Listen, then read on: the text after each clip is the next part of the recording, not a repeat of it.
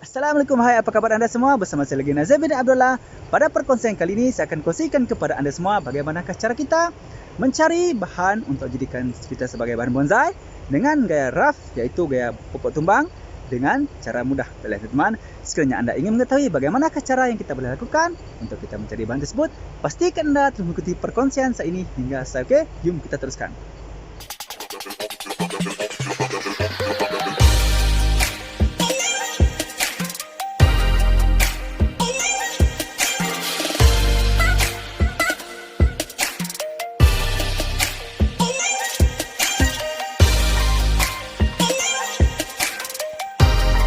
Baiklah teman-teman semua, sekiranya anda ingin mengetahui bagaimana cara mudah ataupun tips yang mudah yang boleh kita lakukan apabila kita ingin mencari bahan untuk kita jadikan sebagai bahan bonsai kita ya teman-teman.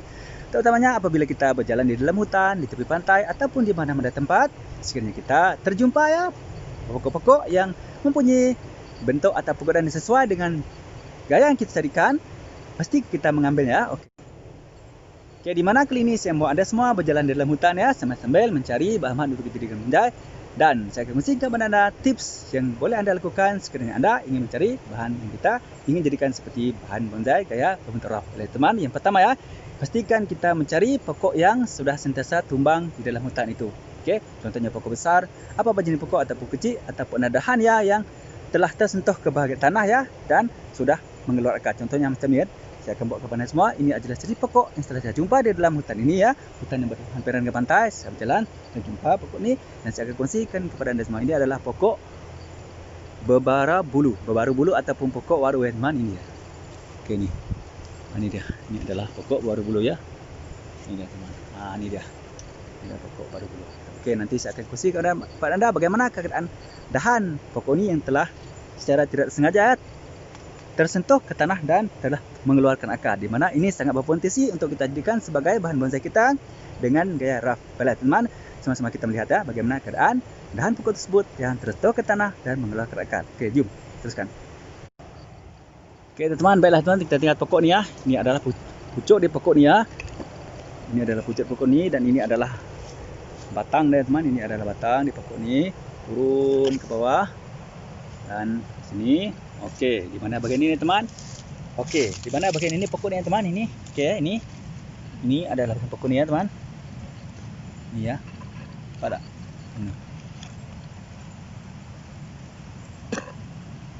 Ni. Yang ni. Ni teman, ini adalah dahan pokok ni. Dahan pokok ini teman. Dahan pokok ni. Di mana pokok ni terus ke sini. Sini ya. Ini teman, sini terus, jalan ke sini terus, ini ya. Ini ada pokok ni, terus ke atas ni dan sini terus. Ini teman, ini adalah dahan pokok ni ya. Ini adalah dahan pokok ni teman ini. Dahan pokok ni terus ke bawah ni, terus nampak tak? Ini dahan pokok ni. Ini terus, nampak ini kan? Ini adalah pokok ni. Ini ada dahan teman. Dahan pokok ni tadi. Terus sini. Sini terus. Sini. Nampak tak? Nah, ini adalah pokok dahan ya. Ini adalah dahan. Ni.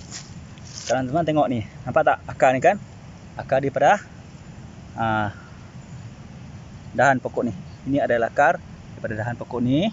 Okey, ini ya. Teman, ini adalah dahan ya. Ini adalah dahan. Ini akar yang tumbuh kerana sini tu tanah ya, tanah.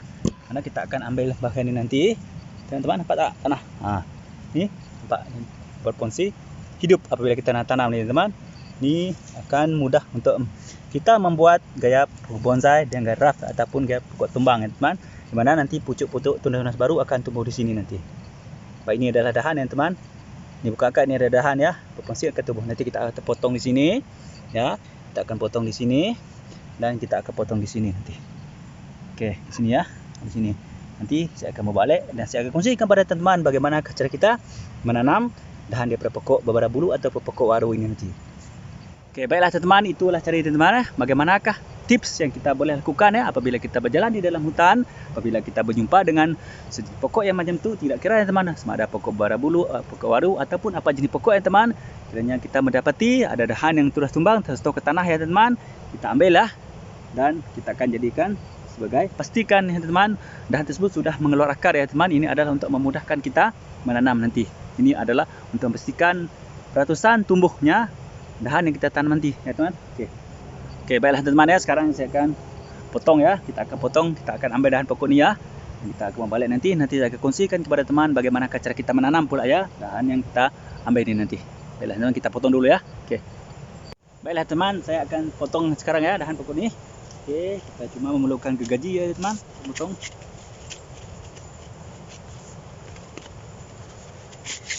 Oke, kita potong sini ya. Oke teman, kita potong sini ya. Bismillah.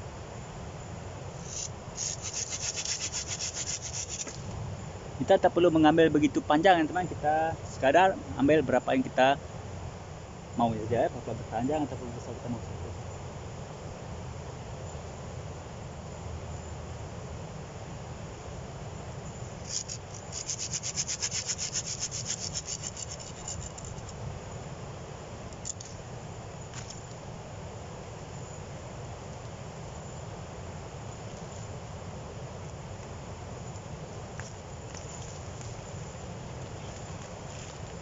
Ya teman, nah, ini teman dapat tak? Ini adalah akar ya, akar yang tumbuh pada dahan pokok ini. Ini akar ya, kita ambil akar tak apa teman. Jadi untuk menjamin tumbuhnya apa namanya? Tumbuhnya bahan yang kita ambil ini nanti ini. Ini adalah dahan pokok berbara bulu ataupun pokok waru. Oke teman, ini teman ini ya. Ini adalah hasil kuburan pada hari ini, yaitu dahan ya teman, dahan pokok berbara bulu ini teman, atau pokok waru ya, yang kita akan jadikan sebagai gairah nanti kayak pokok tumbang. Nampak tak? Macam tu. Tengok ni akar kan? Ni akar yang tumbuh ke pokok ni. Ni akarnya teman, akarnya. Oke, nanti kita akan tanam macam ni ya. InsyaAllah nanti akan tumbuh pucuk-pucuk baru di sini. Atas ni nanti akan tumbuh pucuk-pucuk baru. Oke teman ya. Baiklah teman, itu adalah sedikit tips ya teman daripada saya untuk perkongsian saya pada kali ini, yaitu bagaimanakah cara mudah ataupun tips mudah yang kita boleh lakukan apabila kita ingin mencari, apabila kita ingin membuat bonsai ataupun bonsai teman-teman dengan gaya raft ataupun gaya pokok tumbang ya teman. Ini adalah satu tips yang mudah ya, yaitu apabila sekiranya teman-teman ada berjalan-jalan di dalam hutan, ataupun di tepi-tepi jalan, ataupun di tepi pantai, ataupun di tepi-tepi sungai teman, kerana anda menjumpai keadaan pokok yang macam ni ya, ada dahan macam ni, dah tumbang dekat tanah, ada tumbuh akar macam tu, macam ni ya, nampak tak akar tak nampak tu? Macam tu. Okey, teman-teman boleh ambil lah dan boleh jadikan sebagai bahan bonsai yang untuk gaya raft ataupun gaya pokok tumbang. Baiklah teman ya, saya rasa cukup sampai setakat ini dulu perkongsian daripada saya untuk kali ini ya, yaitu bagaimana tips mudah untuk kita mencari bahan untuk kita jadikan sebagai bonsai dengan gaya raft, yaitu gaya pokok yang tumbang.